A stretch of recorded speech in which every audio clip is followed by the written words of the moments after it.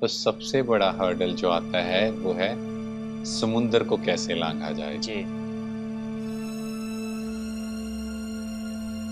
क्योंकि हनुमान जी ने तो अपनी खोई हुई शक्ति से उस समुंदर को लांघ दिया, हाँ जी। पर बाकी सब लोग कैसे क्रॉस करें?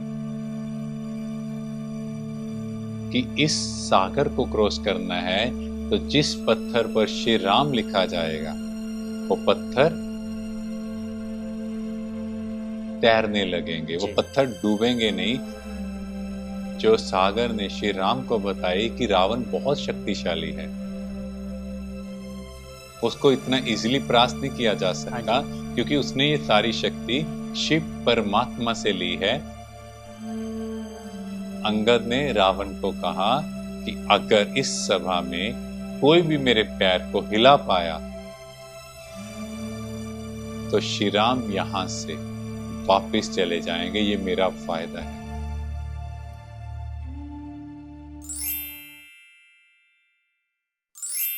लास्ट सेशन में हमने जाना था कि हमें अपने मैंपन को खत्म करना। सारा दिन हम मेरा मेरा ये सब करते रहते हैं, मैं ऐसा मैं वैसा। हमें इसकी जगह तेरा तेरा, सब प्रभु का, सब उसका, वही मालिक है संसार का। और आज के सेशन में दोस्तों हम जानेंगे कैसे श्री राम ने लंका पर चढ़ाई की। तो आज हमेशा की तरह हमारे साथ हैं बीके हिमांशु भाई। भाई जी, श्री राम ने लंका पर चढ़ाई कैसे की? देखो, जब श्री राम और वानर सेना के साथ लंका पर चढ़ाई करने लगते हैं तो सबसे बड़ा हर्डल जो आता है वो है समुंदर को कैसे लांघा जाए। जी। क्योंकि हनुमान जी ने तो अपनी खोई हुई शक्ति से उस समुंदर को लांघ दिया, हाँ जी। पर बाकी सब लोग कैसे क्रॉस करें? तो श्री राम जी द्वारा सागर का आवाहन किया गया और सागर देवता ने श्री राम को बताया कि इस सागर को क्रॉस करना है तो जिस पत्थर पर श्री राम लिखा जाएगा वो पत्थर तैरने लगेंगे, वो जी। पत्थर डूबेंगे नहीं। इस तरह से आप एक सेतु का निर्माण करें। और सेकंड चीज जो सागर ने श्री राम को बताई कि रावण बहुत शक्तिशाली है, उसको इतना इजीली परास्त नहीं किया जा हाँ सकता, जी। क्योंकि उसने ये सारी शक्ति शिव परमात्मा से ली है। तो आप भी उनकी आराधना करें। तो उसके बाद श्री राम ने शिव की पूजा की, उनसे शक्तियां प्राप्त की, हाँ जी। जिसका गायन है रामेश्वरम रूप में। माना श्री राम के भी वो ईश्वर, हाँ वो जी। परमात्मा, वो शिव हैं। और फिर राम सेतु पुल का निर्माण किया गया। तो सभी ने पत्थरों पर श्री राम लिखा और वो पत्थर पानी में तैरने लगे, पर जिन पर श्री राम नहीं लिखा वो पत्थर डूब गए। इसीलिए गायन है, राम से बड़ा राम का नाम। अब श्री राम तो वहां थे, तो उनसे बड़ा उनका नाम कैसे हो सकता हाँ है? जी। इसको हम कबीर जी के एक दोहे से समझते हैं। एक राम दशरथ का बेटा, दूजा राम खट खट में बैठा, तीजा राम का सकल पसारा, चौथा राम जगत से न्यारा। तो पहले राम दशरथ के बेटे श्री राम की जिनकी बात हो रही है। दूजा राम जो घट-घट में मीन्स आत्मा राम की बात है। तीसरा राम इस प्रकृति जो इस पूरे जगत में जिसका विस्तार है। और चौथा राम वो परमात्मा जो इस सारे जगत से न्यारा है, वो परमात्मा शिव। तो उनकी महिमा की गई। तो इस तरह से राम सेतु पुल का निर्माण किया गया।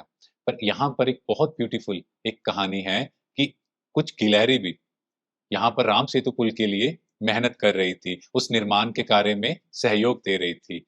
तो श्री राम ने गिलहरी को बहुत प्यार से सहलाया और वानर इसे देखकर थोड़ा क्वेश्चन करते हैं कि हम तो इतने बड़े-बड़े पत्थर उठा रहे हैं और ये गिलहरी थोड़ी-सी आपकी मदद कर रही है और आप इसकी महिमा कर रहे हो। तो श्री राम का माइंडसेट भी देखो, जो गिलहरी है वो अपनी कैपेसिटी से कितना ज़्यादा एफर्ट कर रही है हाँ जी। और वानर लोग वो इतने बड़े-बड़े पत्थर भी उठा रहे हैं, पर उनकी कैपेसिटी उससे भी बड़े पत्थरों को उठाने की है, जी। पर वो बहुत हँसी खेल में उठा रहे हैं। तो यहाँ से कितना ब्यूटीफुल मैसेज है कि ये इम्पोर्टेंट नहीं है हम कि कहीं पर अपना तन मन धन लगा रहे हैं, मान लो धन बहुत सफल कर रहे हैं या कोई कम लगा रहा है। इम्पोर्टेंट ये है जो परमात्मा देखते हैं आपके पास कितना समय है या कितना धन, उसमें से आप क्या परसेंटेज में सफल कर रहे हो। जी। क्योंकि इम्पोर्टेंट है आपका जो पोटेंशियल है, अगर आप उससे ज़्यादा एफर्ट कर रहे हो तो भगवान भी कहेगा ना ये मेरा लायक बच्चा है। हाँ जी। और जिसमें पोटेंशियल है बहुत कुछ करने का, मगर वो पर कर नहीं रहा कुछ, यस, तो उसकी वैल्यू कहीं न कहीं कम होगी। क्योंकि वो तो एफर्ट ही कम कर रहा यस, तो इस तरह श्री राम जी की गाइडेंस में पूरे राम सेतु पुल का निर्माण होता है और सभी वानर उस राम सेतु पुल द्वारा उस सागर को क्रॉस कर जाते हैं और लंका की नगरी में पहुंच जाते हैं। है। हाँ जी।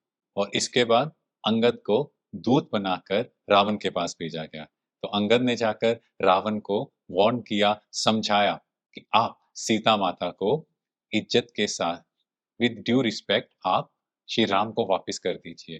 पर रावण ने उनकी एक बात नहीं मानी और उल्टा उनकी डिसरिस्पेक्ट की गई, उन्हें बैठने के लिए भी नहीं कहा गया। पर अंगद ने क्या किया, उन्होंने अपनी पूंछ से एक बैठने का स्थान का निर्माण कर लिया और अपनी पूंछ के ऊपर ही बैठ गए, पर उनके जो बैठने का स्थान था और रावण जिस गद्दी पर बैठा था उससे भी ऊपर कर लिया। मीन्स कितना ब्यूटीफुल मैसेज। सामने वाले हमें सम्मान दे या ना दे, हम लोगों को अपने आप को सम्मान में स्थित करना, मीन्स स्वयं को मान। और इस लेवल पर उन्होंने स्थित किया कि रावण देखता रह गया, क्योंकि किसी के डिसरिस्पेक्ट करने से मेरी रिस्पेक्ट कम नहीं होती जब तक मैं खुद उस चीज को रियलाइज नहीं करते। क्योंकि सामने वाले सम्मान दें या ना दें, हमें खुद को सम्मान देना ये इम्पोर्टेंट है। जी और उसके बाद अंगद ने रावण को कहा कि अगर इस सभा में कोई भी मेरे पैर को हिला पाया तो श्री राम यहाँ से वापिस चले जाएंगे, ये मेरा फायदा है। और सभी असुर लोग अंगद के पैर को हिलाने में लग गए, पर उनमें से कोई भी हिला नहीं पाया। पर इतने में लंका नरेश रावण भी आगे बढ़ता है, तो अंगद कहते हैं कि हे रावण, तुम मेरे चरणों में क्या पढ़ोगे, तुम जाकर श्री राम के चरणों में पढ़ो। बिल्कुल। तो यहाँ कितना ब्यूटीफुल मैसेज। अगर आपको उस परमात्मा पर भरोसा है तो आपको कोई हिला भी नहीं सकता। और इसके बाद अंगद उस सभा से वापिस चले जाते हैं। भाई जी, एक अलग ही अतीन्द्रिय सुख का अनुभव हो रहा है रामायण की गहरी बातें सुनकर। बिल्कुल। शुक्रिया भाई जी। Thank you. तो दोस्तों, आज के सेशन से हम सभी ने क्या सीखा? कोई हमें मान दे या ना दे, हमें स्व को मान देना है, यानी स्वमान में स्थित होना है। और जीवन में कैसी भी परिस्थिति आ जाए, हमें परमात्मा पर पूर्ण विश्वास रखना है। तो मिलते हैं नेक्स्ट एपिसोड में।